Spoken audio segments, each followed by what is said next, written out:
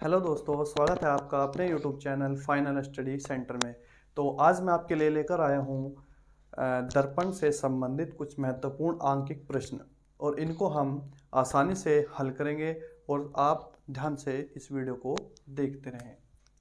देखो, सबसे पहले इस क्वेश्चन के अंदर क्या दिया हुआ है। इस क्वेश्चन के अंदर एक न्यूमेरिकल है जिसमें कहा गया एक अवतल दर्पण की फोकस दूरी 30 सेंटीमीटर है। इसके सामने 45 सेंटीमीटर दूरी पर एक वस्तु रखी गई है। बनने वाले प्रतिबिंब की प्रकृति तथा स्थिति ज्ञात कीजिए। तो बच्चों, सबसे पहले जब भी हम किसी दर्पण से संबंधित न्यूमेरिकल को हल करते हैं तो हमें चिन्ह परिपाटी से संबंधित कुछ पता होना चाहिए। चिन्ह परिपाटी मतलब इसे कार्तीय चिन्ह परिपाटी भी कहते हैं।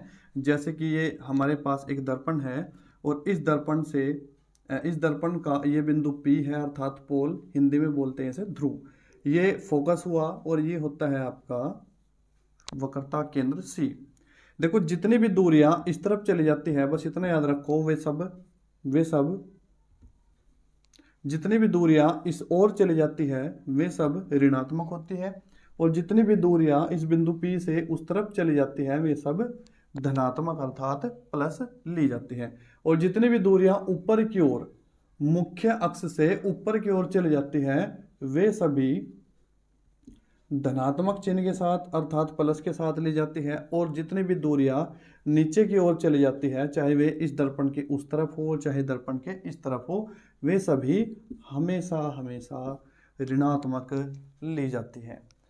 अब ये आपका चिन्ह परिपाटी या फिर कार्तीय चिन्ह परिपाटी कहलाता है। ये हमें चिन्हों के बारे में बताता है। तो शायद उम्मीद है आप समझ गए होंगे। तो इसको याद रखें बच्चों, इस तरफ चलेगी सभी दूरियां माइनस और उस तरफ चलेगी सभी दूरियां प्लस। ऊपर की ओर चलेगी सभी दूरियां प्लस और नीचे की ओर चलेगी सभी दूरियां माइनस।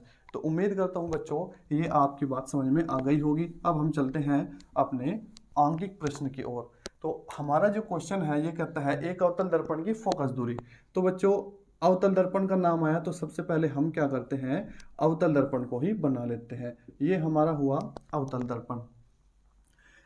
अवतल दर्पण की फोकस दूरी। बच्चों, क्या करना होता है, जब भी आप किसी भी फिजिक्स के अंदर किसी भी क्वेश्चन को हल करोगे तो आपको क्या करना होता है, जो उस क्वेश्चन के अंदर दी गई वैल्यू है वे सब आप नोट कर लोगे। जैसे कि हमने कहा गिवन, हमें गिवन क्या क्या है इस क्वेश्चन के अंदर, जैसे कि फोकस दूरी कितनी है भाई, अर्थात एफ की वैल्यू दी गई 30 सेंटीमीटर।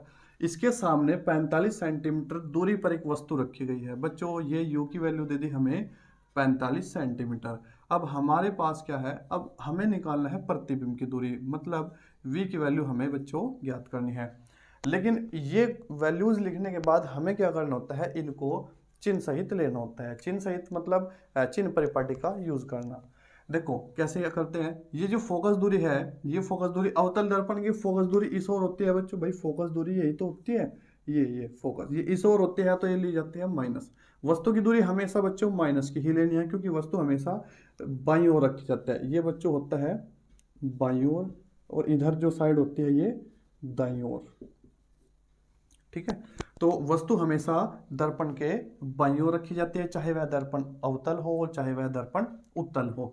तो v बराबर हमें ज्ञात करना है, तो हम लिखेंगे दर्पण सूत्र से, अर्थात दर्पण सूत्र होता है बच्चों 1/f is equals to 1/v plus 1/u। ये बच्चों सभी बच्चों के याद होगा, ये फॉर्मूला सभी बच्चों के याद होगा।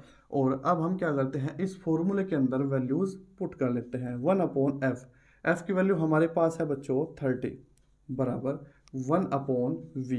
v की वैल्यू कितनी है बच्चों, हमें निकालनी है, प्लस 1/u। u की वैल्यू हमारे पास है -45। तो क्या होता है बच्चों, 1/-30 इज इक्वल्स टू 1/v, और माइनस प्लस माइनस 1/45। ये जो 1/45 है ये इधर आ जाता है, और ये माइनस का है इधर आकर प्लस का हो जाता है। तो 1/45 और माइनस 1/30 बराबर 1/v। तो एलसीएम लेते हैं बच्चों, 90 एलसीएम आता है। 45 से 90 दो बार कटता है, तो इसलिए 2, और 30 से 3 बार, इसलिए 3 बराबर 1/v। या फिर हम कह सकते हैं 45 दूनी 90 और 30 तिया 90। अब यहाँ से क्या होता है -1 और अपॉन 90, भाई 3 में से 2 गया, -1 अपॉन 90 बराबर 1 अपॉन वी। इधर हम करते हैं इस क्वेश्चन को हल। 1 अपॉन वी बराबर क्या है बच्चों, -1 अपॉन 90। इस वी को हम ऊपर भेज देते हैं, ये भी ऊपर चला जाता है, तो हमारे पास आता है वी बराबर -90, अर्थात इसका उत्तर होगा -90 सेंटीमीटर। ये हमारा प्रतिबिंब की दूरी होगी, ये हमारी प्रतिबिंब की दूरी होगी। और प्रतिबिंब की दूरी माइनस के साथ में है बच्चों, अर्थात ये जो दूरी है ये इस ओर होगी। प्रतिबिंब यदि इस ओर बनता है तो वो बच्चों हमेशा बनता है वास्तविक, वास्तविक, और इसके साथ में उल्टा। याद रखो बच्चों, वास्तविक के साथ में हमेशा उल्टा ही जुड़ा रहता है। और इधर आप क्या देखोगे, अगर कोई प्रतिबिंब इस तरफ बनता है तो वो होता है बच्चों आभासी, और साथ ही साथ में सीधा। ठीक है बच्चों, तो ये जो क्वेश्चन के अंदर पूछा गया प्रतिबिंब की प्रकृति, तो प्रकृति के अंदर जब भी आपसे पूछता है कि प्रकृति बताइए, तो आप बताओगे प्रतिबिंब की जो प्रकृति होगी इसकी, वो होगी वास्तविक, और वास्तविक के साथ साथ में बच्चों उल्टा भी होगा। और इसके बाद स्थिति कहाँ है, स्थिति पूछी बच्चों, स्थिति होगी, स्थिति होगी दर्पण के बाईं ओर 90 सेंटीमीटर दूरी पर। दर्पण के बाईं ओर, दर्पण के बाईं ओर 90 सेंटीमीटर दूर हमारा प्रतिबिंब बनेगा। ठीक है प्यारे बच्चों, अब चलते हैं नेक्स्ट क्वेश्चन की ओर। नेक्स्ट क्वेश्चन ये है बच्चों, उत्तल दर्पण से 80 सेंटीमीटर दूर रखी वस्तु का प्रतिबिंब 20 सेंटीमीटर दूर बनता है। उत्तल दर्पण की फोकस दूरी ज्ञात कीजिए। तो सबसे पहले बच्चों हमें क्या करना है, जो हमारे क्वेश्चन के अंदर जो भी वैल्यू दी गई है उन सभी वैल्यू को हम क्या करते हैं, लिख लेते हैं एक साइड में।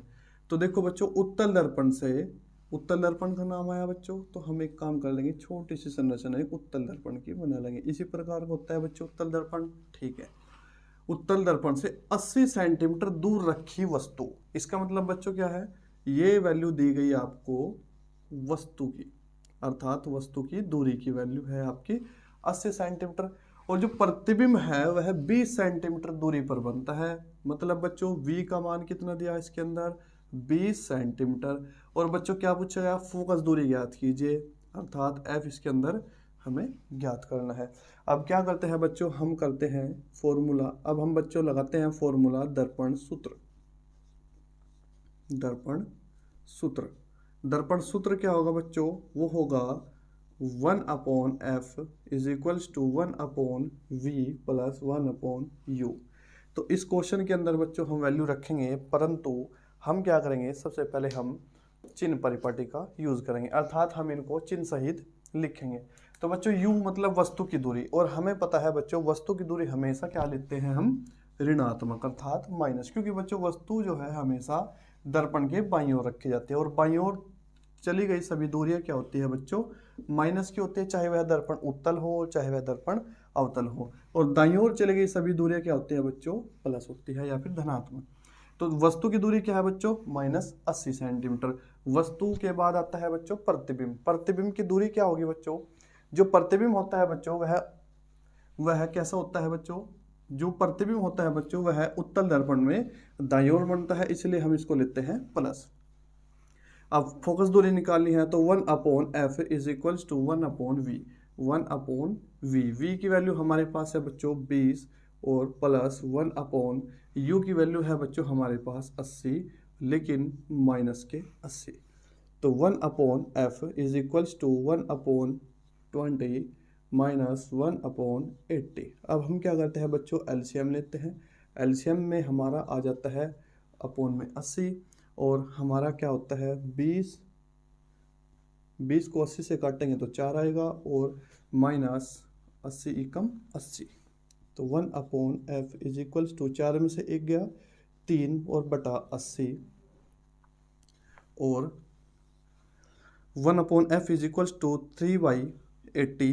और अब हम क्या करते हैं बच्चों, f को हम ऊपर भेज देते हैं, और 80 भी ऊपर आ जाता है और 3 नीचे आ जाता है। मतलब f बराबर 80/3। इसका उत्तर होगा बच्चों 26.66 सेंटीमीटर। जब आप इसको हल करोगे तो 26.66 सेंटीमीटर आपका आंसर होगा। अर्थात जो फोकस दूरी है वह 26.66 सेंटीमीटर की होगी। ठीक है प्यारे बच्चों, आशा करता हूँ समझ में आ गया होगा।